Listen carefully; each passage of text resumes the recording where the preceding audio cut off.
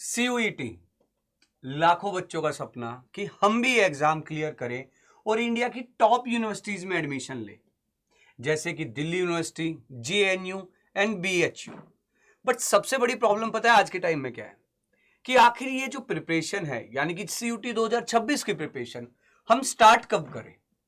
कुछ लोग कहते हैं कि बोर्ड्स के बाद कर लो, कुछ लोग कहते हैं कि 1-2 महीने ही पहले स्टार्ट कर लो, और कुछ तो यार इतना वेट करते रह जाते हैं कि वो बिल्कुल ही लेट हो जाते हैं। असली सवाल आज का यही है कि आखिर सीयूटी 2026 की प्रिपरेशन हम कब स्टार्ट करें। तो चलिए समझते हैं। मैं विकास मान एक बार फिर से सबका स्वागत करता हूं सीयूटी अड्डा पर। तो ये सीयूटी की प्रिपरेशन से पहले ना हमें सीयूटी एग्जाम को समझना होगा कि आखिर सीयूटी का एग्जाम है क्या और किसके लिए है। जाहिर सी बात है, तो चलो यार देखते हैं।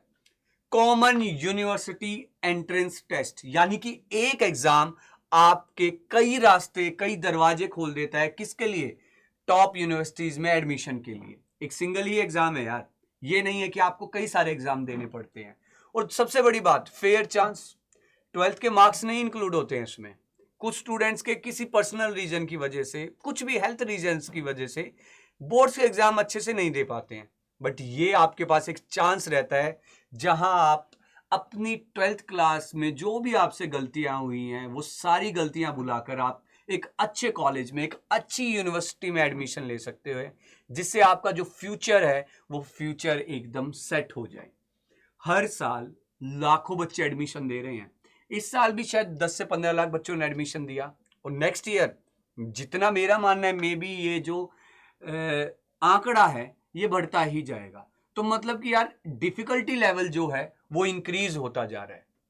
अब जब डिफिकल्टी लेवल इंक्रीज हो रहा है तो जाहिर सी बात है हमारी तैयारी भी हमें उसी हिसाब से करनी पड़ेगी, हमारी प्रिपरेशन भी उसी हिसाब से करनी पड़ेगी, मेहनत भी ज्यादा करनी पड़ेगी।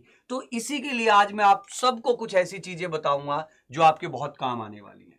सबसे पहले तो यार ये कि जो सीयूटी है ना, ये मैराथन रेस है, ये लगा लो। कोई 100 मीटर की स्प्रिंट नहीं है कि फटाक से दौड़े लास्ट के 1 महीने में और आपका एग्जाम क्लियर हो गया। क्लियर सबका होता है, बट बात यहां ये है, क्लियर का मतलब ये है कि आप एक अच्छे कॉलेज में आपको एडमिशन मिल गया। तो मैराथन के हिसाब से हमें दौड़ना पड़ेगा, मतलब कि काफी पहले हमें स्टार्ट करना पड़ेगा, अर्ली स्टार्ट। क्यों करना पड़ेगा? कई सारे रीजंस हैं, वो सारे रीजंस पर आज हम बात करेंगे। सबसे पहले तो ये है कि यार जब भी हम कोई काम जल्दी स्टार्ट करते हैं ना, तो लास्ट मोमेंट पे जो स्ट्रेस आता है ना, जो चिंता रहती है दिमाग पे, वो नहीं रहती है। क्योंकि एक कहावत भी है, चिंता चिता समान, वही चीज है। और अगर लास्ट टाइम तक आपने काम को डिले रखा कि कर लेंगे प्रिपरेशन, यार क्या ही हो गया, तो यार स्ट्रेस बहुत रहने वाला है। अच्छा खासा पढ़ा हुआ भी आप भूल जाओगे। ये मैंने खुद भी फील किया है। कई बार मैं भी स्कूल टाइम में ये सोचता था कि ठीक है ना, पढ़ लेंगे, कितनी बड़ी बात है। पर लास्ट टाइम पे जो मैं ऑलरेडी पढ़ा हुआ होता था या पढ़ चुका होता था, मैं वो भी भूल जाता था। तो नंबर 1 पॉइंट क्या है कि अर्ली स्टार्ट की हमें नीड है। अब अर्ली स्टार्ट की नीड क्यों है? एक तो नंबर 1 स्ट्रेस की बात है। दूसरी बात क्या है? दूसरी बात है कि यार आपका फ्रेश एनसीईआरटी का बेसिक क्लियर रहेगा। कैसे क्लियर रहेगा? अभी आप 12th क्लास में पढ़ रहे हैं और सीयूटी के एग्जाम में जो मोस्टली सिलेबस आता है वो सारा एनसीईआरटी से ही आता है। तो पहला प्लस पॉइंट तो ये रहेगा कि आप ऑलरेडी एनसीईआरटी पढ़ रहे हैं और उसी के साथ साथ आपको क्या है, अपनी सीयूटी की प्रिपरेशन को चालू रखना है। दूसरा, बैलेंस विद बोर्ड्स। बोर्ड्स के साथ कैसे बैलेंस होगा? जाहिर सी बात है, जब आप बोर्ड्स की प्रिपरेशन कर रहे हो तो आपको थोड़ा सा टाइम निकालकर सीयूटी में लगा देना है। कितना? दिन का 1 घंटा 2 घंटा मैक्सिमम। और वो टाइम भी आपके बोर्ड्स के एग्जाम में काम आने वाला है, क्योंकि पढ़ना आपको एनसीईआरटी ही है। बस थोड़ा सा स्टाइल चेंज कर देना है। क्यों? क्योंकि ऑब्जेक्टिव टाइप क्वेश्चंस आते हैं, बोर्ड में हमारे सब्जेक्टिव आते हैं। तीसरा, रिवीजन टाइम आपको ज्यादा मिलेगा। जाहिर सी बात है, जब आप अर्ली स्टार्ट कर दोगे तो लास्ट में आपका सिलेबस भी जल्दी कवर हो जाएगा, रिवीजन टाइम भी आपको ज्यादा मिलेगा। And last, confidence. यार ये सबसे ज्यादा जरूरी चीज है, कॉन्फिडेंस। कॉन्फिडेंस अगर आपका अच्छा खासा रहा ना, तो आप ये लगा लो कि आपके एग्जाम क्लियर होने के, क्लियर मींस बार बार रिपीट कर रहा हूं, अच्छी यूनिवर्सिटी में एडमिशन लेने के आपके चांसेस बहुत बढ़ जाएंगे। तो ये कुछ ऐसी बातें हैं कि अभी ही क्यों जो बेस्ट टाइम में बोल रहा हूं वो मैं क्यों बोल रहा हूं, उसके पीछे क्या रीजंस है, ये सारे रीजंस है। आगे अब बात आ गई है रोड मैप की, कि सर बता तो दिया कि अर्ली स्टार्ट करना है, बट ये तो बताओ कि कैसे क्या क्या करना है, कुछ तो रोड मैप दो हमें। तो सिंपल सी बात है, सबसे पहले एग्जाम के पैटर्न को समझ लो। क्या है पैटर्न? 50 क्वेश्चंस आते हैं यार, 5 नंबर का हर एक क्वेश्चन होगा, नेगेटिव मार्किंग होगी, कोई चॉइस नहीं आएगा। सिंपल है, पहले एग्जाम के पैटर्न को समझ लो। एग्जाम के पैटर्न को समझने के बाद आपको जो आप एग्जाम की प्रिपरेशन करोगे उसमें बहुत मदद मिलेगी। आप ये चीज समझ पाओगे कि किस टॉपिक में से, किस चैप्टर में से एग्जामिनर क्वेश्चन पूछ सकता है। दूसरा, एनसीईआरटी को मास्टर कर लो।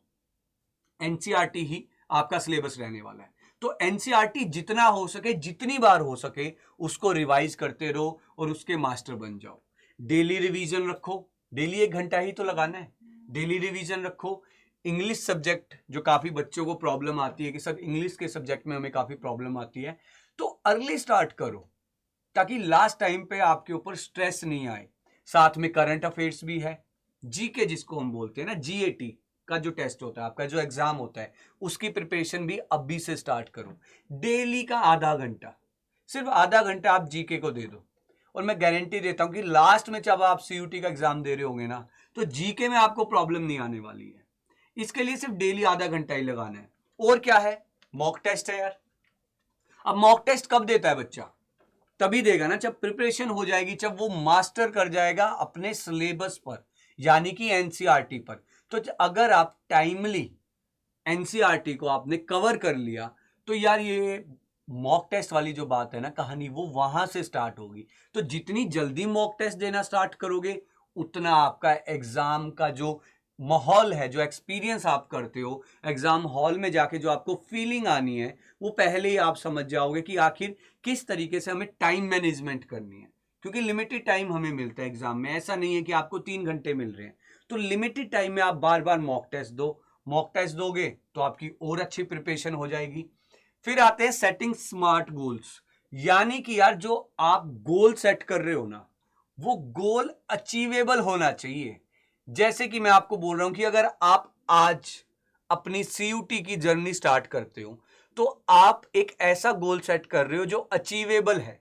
क्योंकि अभी जितना हमारे पास टाइम पेंडिंग है, लगभग 7 से 8 महीने बचे हुए हैं हमारे पास। तो 7 से 8 महीने में आप सीयूटी को बहुत अच्छे नंबरों से क्रैक कर सकते हो।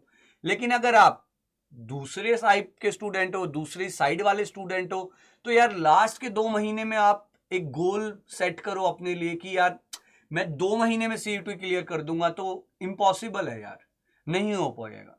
बहुत बच्चे ट्राई करते हैं बट नहीं होता है, वो मन में वहम का वहम ही आ जाता है। तो सबसे बड़ी चीज क्या है कि हमें जो अपने गोल्स को सेट करना है, वो स्मार्ट गोल सेट करने हैं, यानी कि टाइमली गोल सेट करने हैं जो अचीवेबल होने चाहिए। लास्ट मंथ वाले गोल मत सेट करना, आज ही बोल रहा हूं। बाद में स्ट्रॉन्ग फाउंडेशन, जाहिर सी बात है टाइमली अगर आप स्टडी करना स्टार्ट कर दोगे तो आपकी जो फाउंडेशन है वो फाउंडेशन स्ट्रॉन्ग रहेगी, कंसेप्ट्स की क्लैरिटी रहेगी। अब जैसे कि मेरे सब्जेक्ट ह्यूमैनिटीज से हैं, ठीक है, मैं ज्योग्राफी पढ़ाता हूँ, पॉलिटी भी मेरे ह्यूमैनिटीज स्ट्रीम का है और हिस्ट्री भी है। तो ये जो तीनों सब्जेक्ट है ना, ये एक दूसरे से इंटरकनेक्टेड है। यानी कि हर सब्जेक्ट आप जब पढ़ रहे होते हो तो दूसरे सब्जेक्ट की कहीं ना कहीं आपको थोड़ी सी ना परछाई दिखाई देती है। आप हिस्ट्री पढ़ोगे तो हिस्ट्री में आपको जो राजा थे, उनके जो पॉलिटिक्स थी, वो आपको पॉलिटिकल साइंस से रिलेट करेगी। ज्योग्राफी तो मैं हमेशा बोलता ही हूँ कि हर सब्जेक्ट से रिलेट करती है। हिस्ट्री में आप देखोगे वहां ज्योग्राफी मिल जाएगी, पॉलिटिकल साइंस में देखोगे वहां पॉलिटिकल ज्योग्राफी मिल जाएगी। तो आप टाइमली जब एक एग्जाम के लिए प्रिपरेशन स्टार्ट करते हो, तो आप इन टॉपिक्स को रिलेट करना स्टार्ट कर देते हो। क्यों? क्योंकि आपके पास टाइम होता है इतना, आप उन चीजों को मैनेज कर पाते हो। लास्ट के 2 महीने में अगर मैं किसी बच्चे को ये बोलूं कि यार तू ना रिलेट करना स्टार्ट कर दे, वो बच्चा बोलेगा अरे सर जी, यहाँ टाइम खाने पीने का नहीं है, आप कह रहे हो कि मैं रिलेट करना स्टार्ट कर दूं, मुझे तो रट्टा लगाने दो, मुझे कंसेप्ट से कोई फर्क नहीं है। तो अगर आप चाहते हो कि आप सब्जेक्ट के अच्छे से माहिर बन सको, उसके मास्टर बन सको, और पता है मास्टर बनोगे ना एनसीईआरटी के, तभी जाके सीयूटी होगा। और फ्यूचर में भी ये एनसीईआरटी आपके बहुत काम आने वाली है, ये मैं आज ही बोल रहा हूं, खुद के एक्सपीरियंस से बोल रहा हूं। तो ये चीजें रहती हैं अगर आप टाइमली किसी जर्नी को स्टार्ट कर देते हो जो अचीवेबल होनी चाहिए, क्योंकि अभी ही परफेक्ट टाइम है। मैं बार बार बोल रहा हूं, मैं ये नहीं बोल रहा हूं कि आपको 2 महीने पहले करनी है स्टार्ट, या आप 4 साल पहले पढ़ना स्टार्ट कर देते कि भाई 8th क्लास में था मैं आज से CUT पढ़ूंगा। कोई फायदा नहीं है, अभी टाइम है, अभी बेस्ट टाइम है। बेस्ट भी नहीं है, सेकंड बेस्ट है। बेस्ट कब है वो भी मैं बताऊंगा। जो बच्चे 11th क्लास में है वो शायद मेरी बात को समझ पाएंगे कि बेस्ट टाइम कौन सा है। अभी भी आपके पास सेकंड बेस्ट ही है, ये बेस्ट टाइम तो असल में जा ही चुका है। लेकिन अगर आप ये चाहते हैं कि न, अब जो ये बचा हुआ सेकंड बेस्ट ऑप्शन है हमारे पास, ये मिस ना हो, तो यार ध्यान से बात सुन लो। आगे देखो यार, चैलेंजेस कैसे ओवरकम करोगे आप, क्या क्या चैलेंजेस आते हैं एक स्टूडेंट की लाइफ में। जो सबसे बड़ा चैलेंज आता है ना, वो आता है डिस्ट्रैक्शन का। और आजकल डिस्ट्रैक्ट करने के लिए चीज़ों की कोई कमी नहीं है। सबसे बड़ा तो आपका मोबाइल फ़ोन है, इंस्टाग्राम, फेसबुक, स्नैपचैट, ट्विटर, कितनी सारी चीज़ें हैं आपको डिस्ट्रैक्ट करने के लिए। आप 5 मिनट पढ़ने बैठते हो, एकदम से घंटी बजती है, ओह मैसेज आ गया, ओह किसी ने फोटो अपलोड कर दी है।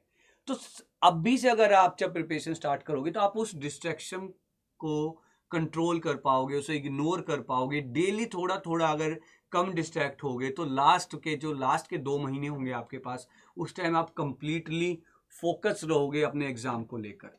फिर प्रिवेंटिंग बर्नआउट। बर्नआउट कब होता है? बर्नआउट कब होता है? जब हम ज्यादा स्ट्रेस डालते हैं किसी चीज पर, ज्यादा जोर डालते हैं जब किसी चीज पर। तो स्ट्रेस क्या है? बर्नआउट का एक रीजन है। तो बर्नआउट से बचने के लिए आपको टाइमली, फिर से वही बात कि स्टार्ट करना पड़ेगा। जल्दी स्टार्ट करोगे, मैराथन के हिसाब से इसको लोगे, टाइमली उठोगे, टाइमली रिवीजन करोगे, तो लास्ट में बर्नआउट नहीं होगे, इरिटेट नहीं होगे। और जो आपके टफ टॉपिक्स हैं, अभी आप 12th पढ़ रहे हो, आपने हाफ ईयरली एग्जाम आपके अभी चल रहे हैं, इसके बाद आप कंप्लीट बोर्ड के लिए एग्जाम की प्रिपरेशन करोगे, तो अभी आपको आइडिया हो गया होगा कि आखिर मेरे सब्जेक्ट में कौन से टफ टॉपिक्स हैं। तो आप उनको अभी से उनके कंसेप्ट को समझना स्टार्ट कर दोगे, क्लैरिटी से पढ़ोगे, डीप नॉलेज उनकी लोगे, ताकि वो जो टफ टॉपिक्स हैं वो इजी टॉपिक्स में कन्वर्ट हो जाएं। और ये कब हो पाएगा? जब आप टाइमली मैनेज करोगे, यानी कि टाइमली स्टार्ट करोगे चीजों को करना। तो यार लग जाओ, वेट नहीं करना है। अब आ गई वही बात, the best time to start was yesterday, यानी कि जो कल का दिन था वो था बेस्ट, और जो सेकंड बेस्ट है वो आज है, अभी है। अगर आपको CUT 2026 अच्छे मार्क्स से क्रैक करना और दिल्ली यूनिवर्सिटी के टॉप कॉलेज में अगर आपको बैठना है, तो भाई सीट बेल्ट टाइट कर लो, क्योंकि अब भी वो टाइम आ गया है जहां पर हम बिल्कुल भी एक सिंगल सेकंड का भी टाइम वेस्ट नहीं कर सकते हैं। एज ए टीचर मैं खुद वेस्ट नहीं कर सकता हूँ, क्योंकि बहुत सारे स्टूडेंट्स की रिस्पॉन्सिबिलिटी है मेरे ऊपर कि जो मेरा सब्जेक्ट है ज्योग्राफी, उसमें वो पीछे ना रह जाए। तो मैंने खुद अपनी सीट बेल्ट अच्छे से कस ली है, और मैं ये चाहता हूँ कि जो मेरी बस में जो सवारी है ना, वो सवारी भी अच्छे से सीट बेल्ट को कस ले। तो start your CUT 2026 journey now for a brighter future. और अगर आप चाहते हो कि CUT अड्डा आपकी इस जर्नी में एक मेन रोल निभाए, यानी कि मैं ह्यूमैनिटीज के स्टूडेंट्स के लिए, साइंस के लिए भी है हमारे पास, हर स्ट्रीम, मतलब हर स्ट्रीम, चाहे वो कॉमर्स हो, साइंस हो, आर्ट्स हो, अगर आप चाहते हो कि CUT अड्डा आपकी इस जर्नी का एक मेन प्लेयर रहे, आपके साथ आपको एक टॉप कॉलेज में, एक टॉप यूनिवर्सिटी में आपको छोड़कर आए, तो यार देरी नहीं हुई है। अब भी हमने रिसेंटली बैचेस लॉन्च करे हैं जो मेन CUT के लिए हैं, CUT 2026 की प्रिपरेशन के लिए हैं। आपको नीचे डिस्क्रिप्शन में उनके लिंक भी मिल जाएंगे, आपको नंबर भी मिल जाएगा कि आपको अगर कोई काउंसलिंग की जरूरत है, काउंसलर की जरूरत है कि भाई बैचेज में हमें क्या क्या अवेलेबल होने वाला है, वो सारी चीजें आपको वहां मिल जाएंगी।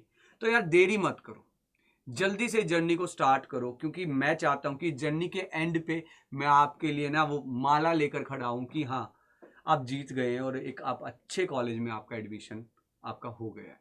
ठीक है, तो यार आज तो इतना ही है, फिर कभी आपके लिए कुछ अच्छी चीज लेकर आऊंगा। बाकी लेक्चर मेरे रेगुलर चलते रहते हैं ज्योग्राफी के, आप उनको जरूर फॉलो करें। Thank you.